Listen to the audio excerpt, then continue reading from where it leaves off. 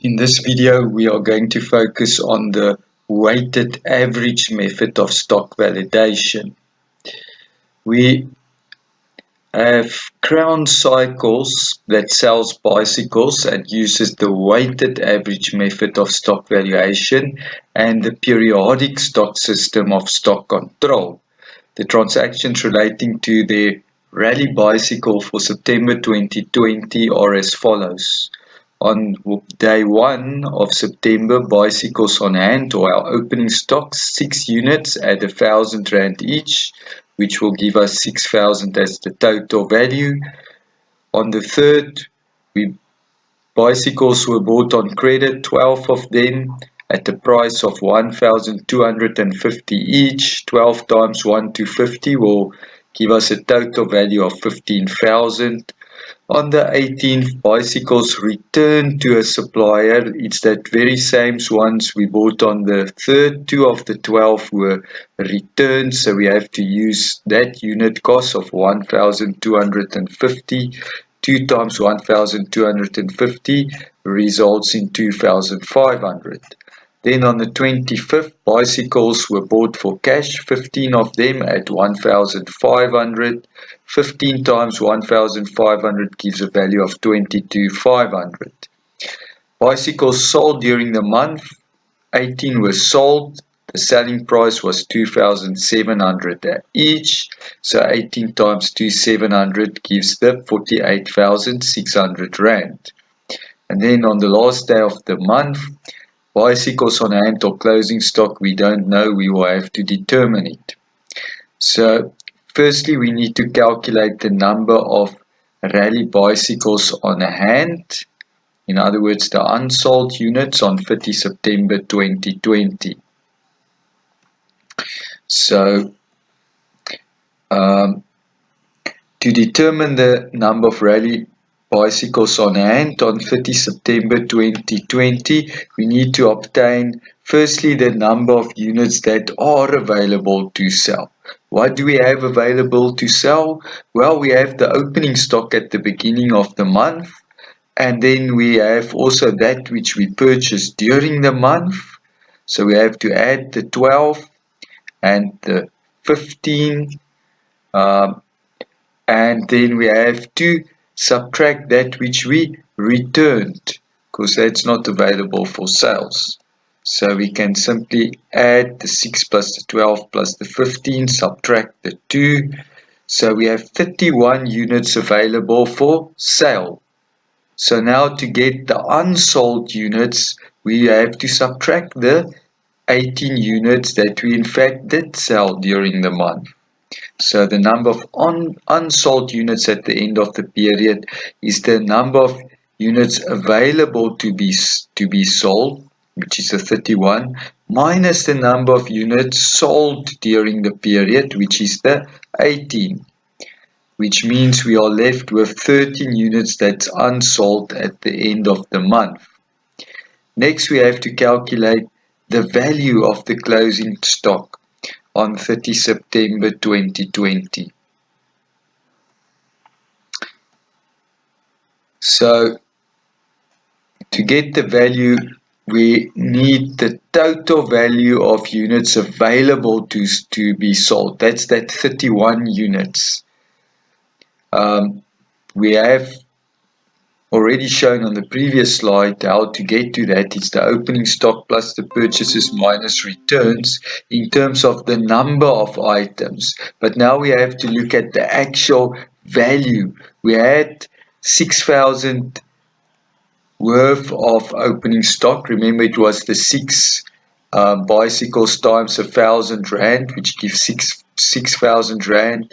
Then we had the 15,000 and the 22,500 that we purchased. Remember, the 15 and the 22,500 we purchased, we have to subtract the 2,500 that we returned to obtain 41,000 rand. So that 31 units that were available to sell, their value at the cost prices is 41,000 rand. that which we actually paid for them. Now, to get the weighted average, we have to take that total value of the units available to be sold, which is 41,000, and divide it by the number of units available to be sold, which is the 13 that we calculated in the previous slide. So the 41,000 divided by the 31 gives the average value of 1,322 Rand 58 cents. That's why we call this the weighted average method. So now the value of our closing stock, remember we calculated in the previous slide, we had 31 units available to sell. We actually sold 18, so we have 13 available. So we have to take now this weighted average cost per unit and multiply by the number of unsold units at the end of the period, the 13. The 31 minus 18, which gives us 13. So we have 17,193 Rand 55 cents worth of stock at the end of the period, the end of September.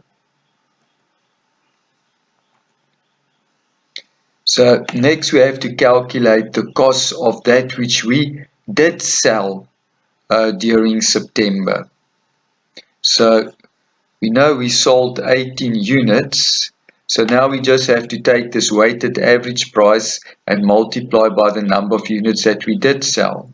So the weighted average cost per unit times the 18 units that we did sell during the period will give us 23,806 Rand 45. You should also see if you add the 17,193.55 and the 23,806.45, you should get back again to the 41,000, which was the totality of the worth of the bicycles that we purchased during that period. So now finally we have to calculate the gross profit using the trading account. We know trading account, on our credit side we have income, on our debit side we have our expenses. Our income is the sales.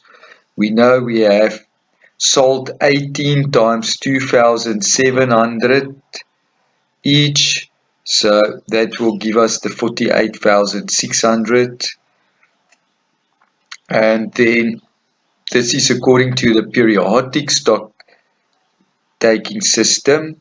So we know on the debit side we have the opening stock, which was the 6,000 Rand that was given to us, and then we have the purchases, which was, and this is the net purchases minus debtors allowances or the returns. So it's the 15,000 plus the 22,500. Remember the 15,000 we bought on credit, then a bit later in the month we purchased for cash at 22,500, and then we returned of that 22,500 2,500. So that gives us the 35,000.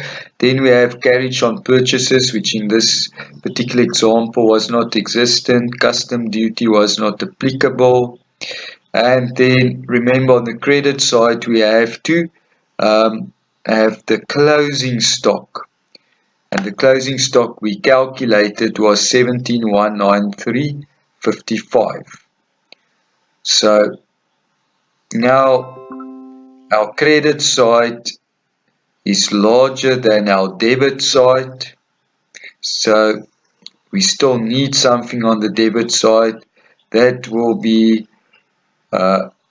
what we will transfer to the profit and loss account. So that balancing figure is the 24,793.55. That will go to the credit side of our profit and loss account.